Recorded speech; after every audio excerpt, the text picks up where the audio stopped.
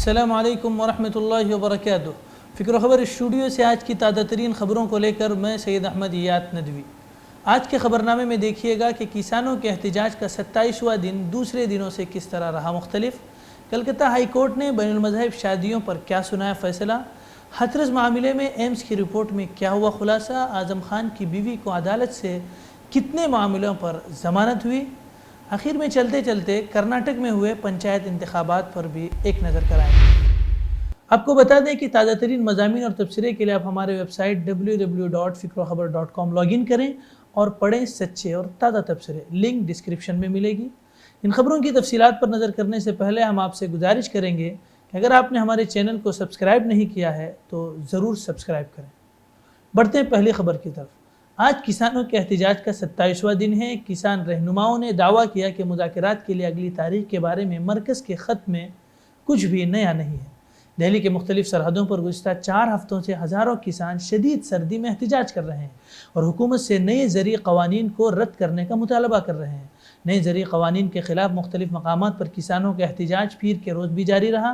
किसानों ने इस दौरान 24 घंटों की भूख हड़ताल की। वहीं वज़ारत ज़राअत के जॉइंट सेक्रेटरी ने इतवार के रोज़ तकरीबन 40 किसान तंजीमों के रहनुमाओं को एक ख़त लिखकर कानून में तरमीम करने की तजावीज़ पर अपने ख़दशात के बारे में उन्हें बताने और अगले मरहले के मुज़ाकरात के लिए एक मुनासिब तारीख़ तय करने को कहा है ताकि जल्द से जल्द ये तहरीक ख़त्म हो। कुमारी शैलजा ने एक बयान में कहा कि बीजेपी की हुकूमत का रवैया हमें अंग्रेज़ों के ज़रिए मुल्क के आवाम पर ढाए जाने वाले की मज़ालिम की याद दिला रहा है। साबिक़ मरकज़ी वज़ीर ने कहा कि अब तक 30 से ज़्यादा किसान अपनी जानों से हाथ धो बैठे हैं, जिसके लिए बीजेपी हुकूमत बराह रास्त ज़िम्मेदार है, मगर बीजेपी की बेरहम हुकूमत अपनी अना पर कायम है। दूसरी तरफ मरकज़ी हुकूमत ने ज़रई क़वानीन के ख़िलाफ़ एहतजाज करने वाले किसानों पर दबाव डालने की हिकमत अमली इख्तियार कर ली है। चुनांचे एहतजाजियों की क़ियादत वाली भारतीय किसान यूनियन पर सेंट्रल एजेंसी को खुसूसी नज़र रखने के लिए कहा गया है और हुकूमती इदारा ये जानने की कोशिश में है कि यूनियन को उसके फ़ंड कहाँ से हासिल होते हैं। मरकज़ के तहत काम करने वाले महकमे ने इतवार को यूनियन से कहा कि उसके रजिस्ट्रेशन की तमाम तफसीलात पेश करें जिनके ज़रिए वो बैरूनी फ़ंड्स हासिल करने की मजाज हुई है। बसूरत दीगर ये फ़ंड्स वापस भेज दिए जाएंगे। बता दें कि हुकूमत की तरफ से ये नया हथकंडा इस्तेमाल किया जा रहा है जिसके ज़रिए से किसानों की इस तहरीक को ख़त्म किया जा सके। बढ़ते हैं दूसरी खबर की तरफ। वज़ीर-ए-आज़म नरेंद्र मोदी ने आज वीडियो कॉन्फ्रेंसिंग के ज़रिए अलीगढ़ मुस्लिम यूनिवर्सिटी AMU के 100 साला तकरीबात में शिरकत के दौरान अपनी तकरीर में कहा कि एक ऐसा सरकर्दा इदारा है जिसने हिंदुस्तान को फ़ख्र बख्शा।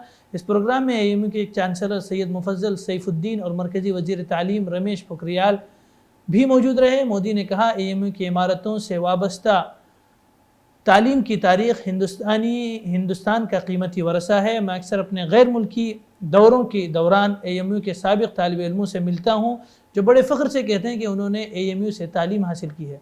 दुनिया में वो जहाँ भी जाते हैं AMU के साबिक़ तलबा हिंदुस्तान के भरपूर वरसे और सकाफ़त की नुमाइंदगी करते हैं। अपनी 100 साला तारीख़ में AMU ने लाखों ज़िंदगियों की तश्कील की है, उन्हें जदीद और साइंसी सोच दी और माशरे के लिए कुछ करने की तरग़ीब दी। वज़ीर-ए-आज़म ने यह भी कहा कि AMU के ज़रिए कोरोना वायरस वबाई अमराज के दौरान माशरे की मदद करना बेमिसाल था। मोदी ने कहा मुफ्त में हज़ारों टेस्ट लेना, क़ुरंतानिया मराकिज़ बनाना, प्लाज्मा बैंक बनाना और PM केयर फंड में बड़ी रकम अतिया करना माशरे के ताल्लुक़ से आपकी संजीदगी को ज़ाहिर करता है। बता दें कि हिंदुस्तान में कौमी विरासत का दर्जा रखने वाला बैनुल-अक़वामी सतह का हामिल अज़ीमुश्शान तालीमी इदारा अलीगढ़ मुस्लिम यूनिवर्सिटी ने अपनी बेबहा खिदमात के साथ मुसलसल फ़आल रहते हुए 1 सदी की तवील मुद्दत का सफ़र तय कर लिया है। अपने अंदर 100 साला तारीख़ समेटे ये इदारा आज भी अपनी खिदमात मज़ीद तवानई के साथ अंजाम देने में सरगर्म अमल है। अलीगढ़ मुस्लिम यूनिवर्सिटी मुल्क का वाहिद इदारा है जिसने अपने ख़िलाफ़ उठने वाली हर आवाज़ को अपनी ताकत बनाया और मुल्क को गौहर नाया फ़र्जंद अता किए, जिन्हें मुल्की व गैर मुल्की सतह पर कभी आफ्ताब तो कभी महताब कहकर दुनिया ने पुकारा, जो मुल्क और सारे जहाँ की तरक्की के लिए निहायत मुफीद व मुआविन साबित हुए। बक़ौल असरारुल हक़ मजाज ज़र्रात का बोसा लेने को 100 बार झुका आकाश यहाँ, खुद आँख से हमने देखी है बातिल की शिकस्ते फाश यहाँ। ये मेरा चमन है मेरा चमन, मैं अपने चमन का बुलबुल हूँ। बढ़ते हैं तीसरी खबर की तरफ। دہلی کے ایک وکیل محمد ہاشم انصاری کا کہنا ہے کہ انہیں ایک خاتون کی مدد کرنے کے لیے یو پی پولیس کے ذریعے ہراساں کیا جا رہا ہے۔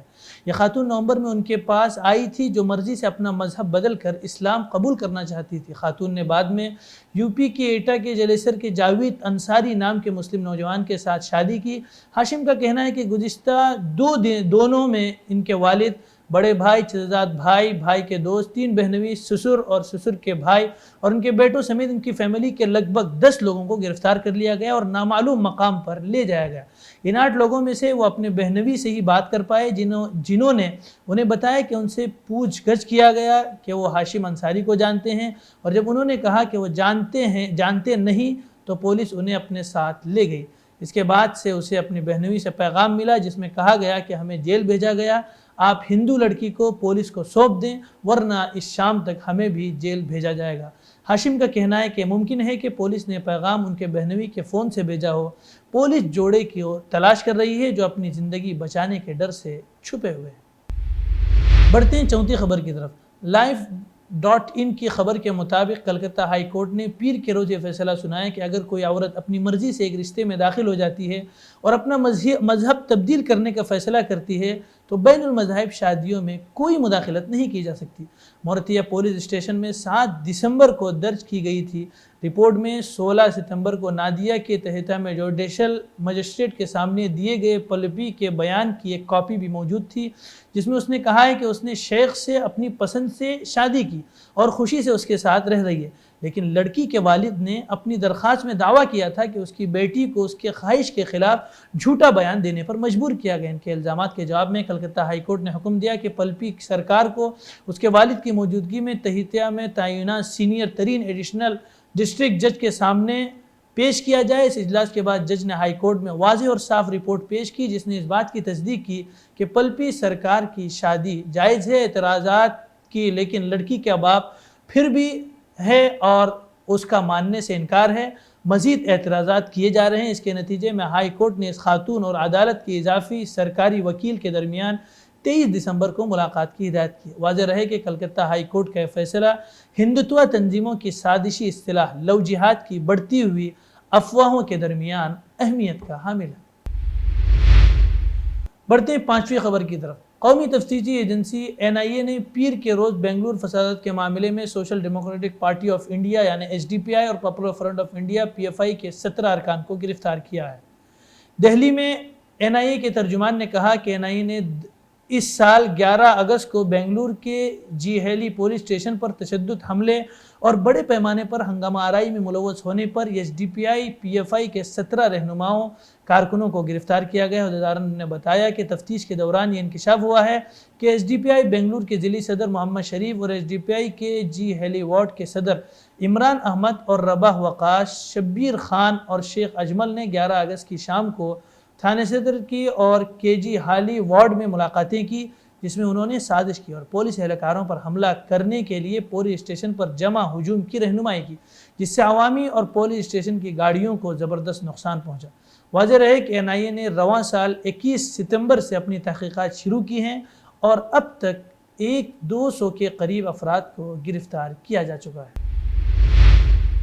بی جے پی حکومت لگاتار NIA اور مختلف ایجنسیوں کو مظلوموں کی آواز اٹھانے والی تنظیموں اور تحریکوں کے خلاف استعمال کر رہی ہے۔ ہمارا مطالبہ ہے کہ یہ کھیل فوراً بند کرے۔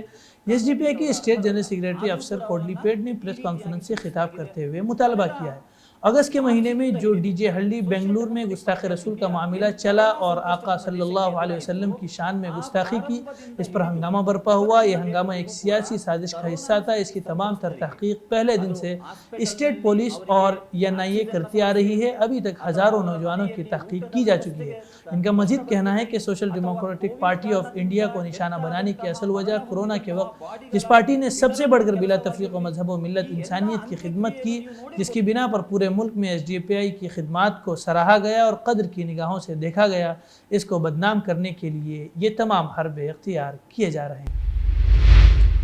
بڑھتے ہیں 8ویں خبر کی طرف۔ رامپور عدالت سے 34 معاملوں میں ضمانت ملنے کے بعد سماجوادی پارٹی کے رامپور صدر سیٹ سے رکن اسمبلی وہ رکن پارلیمان اعظم خان کی بیوی تزین فاطمہ کو جیل سے رہائی مل گئی ہے۔ گرفتار کے بعد انہیں سیتاپور جیل میں رکھا گیا۔ رامپور کی عدالت نے انہیں پیر کو 34 معاملوں میں ضمانت دی تھی۔ ضمانت ملنے کے بعد پیر کی دیر رات ہی انہیں رہا کر دیا گیا۔ ضلع jail superintendent D C Mishra نے آج بتایا کہ ان کی رہائی کے وقت ان کی بیٹی آئی تھی۔ یاد رہے کہ سماجوادی پارٹی کے قداور رہنما اور رکن پارلیمان اعظم خان نے ان پر درج 80 سے زائد دائر مقدموں کی وجہ سے 26 فروری کو رامپور کی M P M L A والی کورٹ میں اپنی اہلیہ اور بیٹے کے ساتھ خود سپردگی کی تھی، جس کے بعد عدالت نے انہیں رامپور جیل بھیج دیا تھا، لیکن بعد میں سیکورٹی کی وجوہات کی بنا پر انتظامیہ نے تینوں کو 27 فروری کو سیتاپور جیل منتقل کر دیا تھا۔ حالانکہ سیتاپور جیل میں تزین فاطمہ کے ساتھ غسل کے دوران ایک حادثہ پیش آیا جس میں وہ پھسلنے کی وجہ سے زخمی ہو گئی تھی۔ 10 ماہ کی جدوجہد کے بعد تزین فاطمہ کو عدالت نے ان کے تمام 34 معاملوں میں ضمانت دے دی۔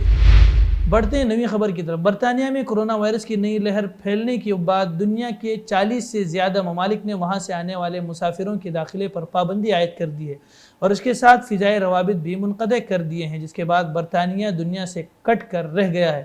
برطانوی وزیر اعظم بورس جانسن کا کہنا ہے کہ کرونا وائرس کی نئی شکل 70% زیادہ قابل انتقال ہے اور اب یہ وائرس زیادہ تیزی سے لوگوں میں پھیل سکتا ہے۔ عالمی ادارے صحت WHO کے مطابق ابتدائی علامات کے مطابق کرونا وائرس کی نئی شکل زیادہ آسانی سے لوگوں کے درمیان پھیل سکتی ہے۔ برطانوی دفتر خارجہ دولت مشترکہ اور ترقی نے اعلان کیا ہے کہ 40 سے زیادہ ممالک نے برطانیہ سے آنے والی مسافروں کے داخلے پر پابندی عائد کر دی ہے۔ ایسا لگ رہا ہے کہ کرونا وائرس کی وجہ سے جو تکلیفیں دنیا کے سامنے درپیش تھی وہ اب اس نئے وائرس کی وجہ سے بھی لوگوں کو اس سے تکلیف کا سامنا کرنا پڑ سکتا ہے، کیونکہ ہر نئی تحقیق آنے والی پرانی تحقیق کو جھٹلا رہی ہے۔ آگے دنیا کیا دکھاتی ہے آپ بھی دیکھیں، ہم بھی دیکھیں۔ بڑھتے ہیں 10ویں خبر کی طرف۔ امریکی ایوان نمائندگان نے کورونا ریلیف بل اور وفاقی حکومت کے اخراجات سے متعلق بلز کو منظور کر لیا ہے۔ میڈیا رپورٹ کے مطابق کئی ماہ کے تعطل کے بعد امریکی قانون ساز نے ایوان نمائندگان میں $900 ارب کا کورونا ریلیف بل منظور کیا۔ اس کے علاوہ وفاقی حکومت کے اخراجات کے لیے $1.4 ٹریلین کا بل بھی منظور ہوا۔ منظور کیے گئے بل کے تحت کورونا سے متاثرہ امریکیوں کو براہ راست ادائیگیاں کی جائیں گی۔ کم آمدنی والے ہر امریکی کو $600 ادا کیے جائیں گے، جبکہ ہر بچے کے لیے $500 دیے جائیں گے اور اس کے علاوہ چھوٹے کاروبار کے لیے آسان قرضوں کی سہولت دی جائے گی۔ بڑھتے ہیں 12ویں خبر کی طرف۔ کرناٹک گرام پنچایت انتخابات کے پہلے مرحلے کے لیے آج منگل کو ووٹنگ ہوئی۔ اتوار کے روز دوسرے اور آخری مرحلے کے انتخابات ہوں گے۔ جملہ اضلاع میں مجموعی طور پر 6004 گرام پنچایتوں میں سے 5700 پنچایتوں میں انتخابات ہوئے اور 30 دسمبر کو نتائج کا اعلان کیا جائے گا۔ آج منگل کے روز 2930 گرام پنچایتوں کے لیے ووٹنگ ہوئی، جس کے لیے 23706 بوتھ قائم کیے گئے۔ ریاستی الیکشن کمیشن نے اپنے بیان میں کہا کہ مجموعی طور پر 1.17 لاکھ امیدواروں نے 43,238 نشستوں کے لیے مقابلہ کیا اور پہلے ہی کل 43,077 امیدوار بلا مقابلہ منتخب ہو چکے ہیں۔ کرناٹک پولیس نے مختلف علاقوں میں 80,000 پولیس اہلکاروں کو انتخابی ڈیوٹی کے لیے تعینات کیا ہے۔ بھٹکل تعلقہ کے 16 گرام پنچایتوں کے 263 نشستوں کے لیے آج ووٹنگ کی گئی، جس میں سے 673 امیدواروں کی قسمت بیلٹ باکس میں بند ہو گئی۔ گرام پنچایتوں کی کل 284 نشستیں ہیں، جن میں سے 19 امیدوار بلا مقابلہ منتخب ہوئے ہیں۔ بتایا جا رہا ہے کہ 2 حلقوں کے لیے کوئی بھی پرچہ نامزدگی داخل نہیں کیے گئے ہیں۔ خبرنامے میں اتنا ہی، کل پھر حاضر ہوں گے نئے خبروں کے ساتھ۔ والسلام علیکم ورحمۃ اللہ وبرکاتہ۔